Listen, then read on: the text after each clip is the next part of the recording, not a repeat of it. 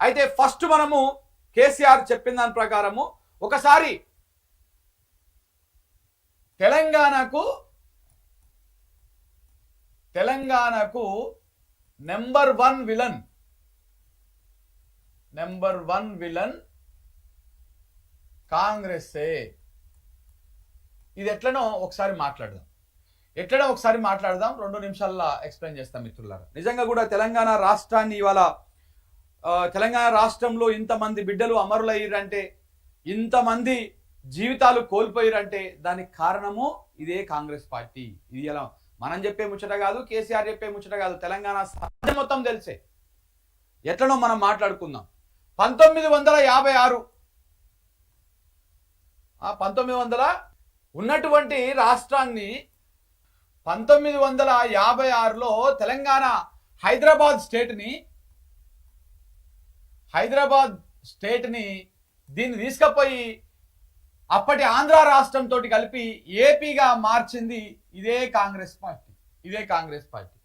ఆ రోజు రాష్ట్రాన్ని మెర్జ్ చేసేటప్పుడు కూడా మేము ఒక అమాయకమైనటువంటి ఆడపిల్లతోటి, ఒక గడుసు పోరగాడైనటువంటి ఆంధ్ర పోరగాంతో పెళ్లి చేస్తున్నాము. ఆంధ్ర గడుసు పోరడు, అమాయకమైనటువంటి ఆడపిల్ల తెలంగాణ. ఇక్కడ అన్యాయం జరగకుండా మీరు చూసుకోవాల్సినటువంటి బాధ్యత ఉన్నది. ఒకవేళ అన్యాయం జరిగితే మీరు విడిపోవచ్చు కూడా అని చెప్పేసి ఆ రోజు ఏపీగా మార్చిన సందర్భంగా హైదరాబాద్ స్టేట్ని మన తెలంగాణ ప్రాంతాన్ని ఏపీ తోటి ఆంధ్ర రాష్ట్రంతో కలిపిన సందర్భంగా చెప్పినటువంటి మాట, నెహ్రూ చెప్పినటువంటి మాట. అది మొదటి మోసం కాంగ్రెస్ పార్టీ చేసింది.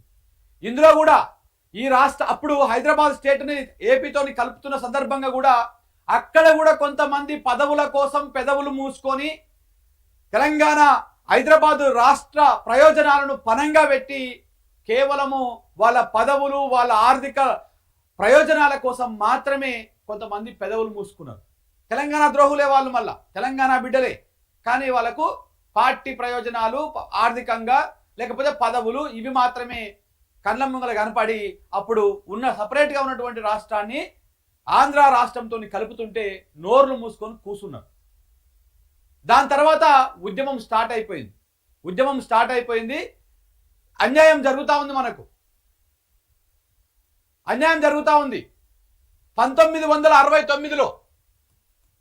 1969లో ఆ ఉద్యమం ఉవ్వెత్తున ఎగిసిపడి 1969లో 369 మంది బిడ్డలని పిట్టలను కాల్చినట్టు కాల్చి చంపేసి జై తెలంగాణ అన్నందుకు ఇదే ఇందిరాగాంధీ రాజ్యం.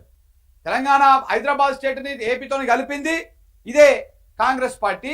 తర్వాత మనకు అన్యాయం జరుగుతుందని మళ్ళా తిరుగుబాటు మొదలయ్యి తెలంగాణ రాష్ట్రం కోసం మళ్ళా పోరాటం చేస్తుంటే 69లో 369 మంది పిట్టలను కాల్చినట్టు కాల్చింది ఇదే కాంగ్రెస్ పార్టీ.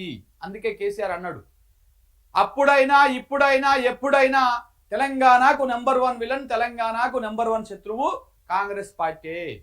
అది అయిపోయింది. 69 అయిపోయింది. ఉద్యమాన్ని నీరుగార్చే ప్రయత్నం చేసిర్రు. తర్వాత జానారెడ్డి, మన ఎవరు ఆయన పేరు చెన్నారెడ్డి వచ్చిండు. చెన్నారెడ్డి కూడా ఓ పార్టీ పెట్టిండు.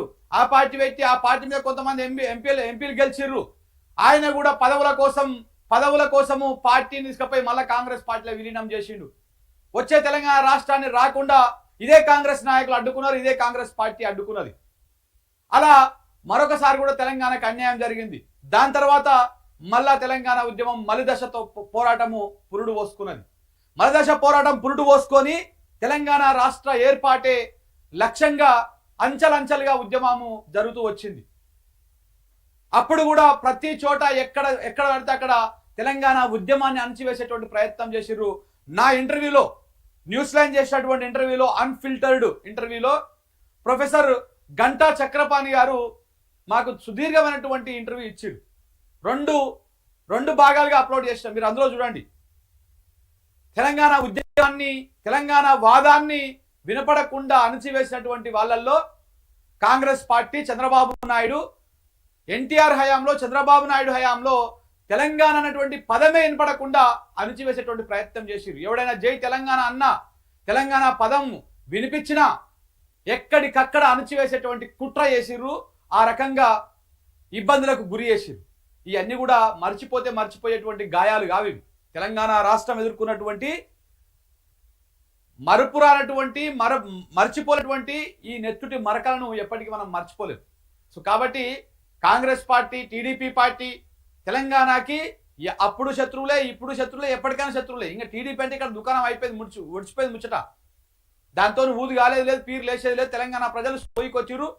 టీడీపీని ఏ విధంగా బొందబెట్టాలో ఆ విధంగా బొందబెట్టే కార్యక్రమం చేసిరు, అది అయిపోయింది. కానీ కాంగ్రెస్ పార్టీ ఏ రకంగా మోసం చేసింది అనేది మనం ఒకసారి గ్రహించాలి. అట్లా అన్ని రకాలుగా మోసం చేసుకుంటూ వచ్చిర్రు. వైఎస్ రాజశేఖర రెడ్డి కూడా తెలంగాణ ఉద్యమాన్ని ఎక్కడికక్కడ అణచివేసే కార్యక్రమం చేసిండు. దేశంలో ఉన్నటువంటి అన్ని రాజకీయ పార్టీలతోటి ఒప్పించుకొని దాదాపు 40 పార్టీలతోటి సమ్మతి లేఖలు రాయించుకొని అన్ని చేసి ఒక సుదీర్ఘ కాలం పాటు పోరాటం చేసి ఒక 9 సంవత్సరాల పాటు పోరాటం చేసి 2009లో కేసీఆర్ ఆమరణ నిరాహార దీక్షకు కూర్చున్నప్పుడు డిసెంబర్ 9వ తారీఖు 2009 నాడు సోనియా గాంధీ పుట్టినరోజు సందర్భంగా తెలంగాణ రాష్ట్రాన్ని ప్రకటించడం జరిగింది. తెలంగాణ ప్రకటించడం అంటే రాష్ట్ర ఏర్పాటు ప్రక్రియను ప్రారంభిస్తున్నాము అని చెప్పేసి అప్పటి హోంశాఖ మంత్రి చిదంబరం గారు మీడియా ముందుకు అర్ధరాత్రి వచ్చి ప్రకటించడం జరిగింది. దాని తర్వాత కేసీఆర్ దీక్షను విరమించిన తర్వాత డిసెంబర్ 23 తారీఖు నాడు మళ్ళీ ఆ ప్రకటన మీద నీడలు అమ్ముకున్నాయి. ఆంధ్ర పెత్తందారులు, ఆంధ్ర నాయకులు, సమైక్యవాదులు అందరూ ఏకమై ప్రకటన వెనక్కి తీసుకోవాలి. దీంట్లో కూడా కీలకంగా చక్రం తిప్పింది ఇదే చంద్రబాబు నాయుడు. లగడవాటి రాజగోపాల్ రెడ్డి, రాయపాటి, ఆ పార్టీ, ఈ పార్టీ, ఈడు వాడు అందరు కలిసి ఏకమై పార్టీలకు అతీతంగా ఏకమై వచ్చిన తెలంగాణ రాష్ట్ర ఏర్పాటు ప్రక్రియను ఆపేసేటువంటి విధంగా ఏదైతే ప్రకటన చేసిరో ఆ ప్రకటన వెనక్కి తీసుకుంటామని చెప్పేసి డిసెంబర్ 23 తారీఖు నాడు మళ్ళీ ఒక ప్రకటన కేంద్రం నుంచి అప్పటి కాంగ్రెస్ ప్రభుత్వం నుంచి వచ్చింది. ఇగో అందుకే తెలంగాణ రాష్ట్రానికి కాంగ్రెస్ పార్టీ నెంబర్ 1 విలన్. ఇప్పుడైనా కాదు, ఎప్పుడైనా నెంబర్ 1 విలనే. సో అట్లా డిసెంబర్ 23 ప్రకటన వెనక్కి పోయినాక తెలంగాణ ఉద్యమాన్ని, తెలంగాణ జ్వాలను ఎవరు ఆపలేని పరిస్థితికి వచ్చేసింది. ఉస్మానియా రగిలిపోయింది. రాష్ట్రంలో ఉన్నటువంటి అన్ని యూనివర్సిటీలు ఎక్కడికక్కడ స్వచ్ఛందంగా ఉద్యమాల్లోకి వచ్చేసి పబ్లిక్ కూడా 2009 వరకు ప్రజలు కొంత అటు ఇటుగా వచ్చినా రాకపోయినా 2009 తర్వాత ప్రజలు ఇట్లా ఉవ్వెత్తున వచ్చేసిర్రు.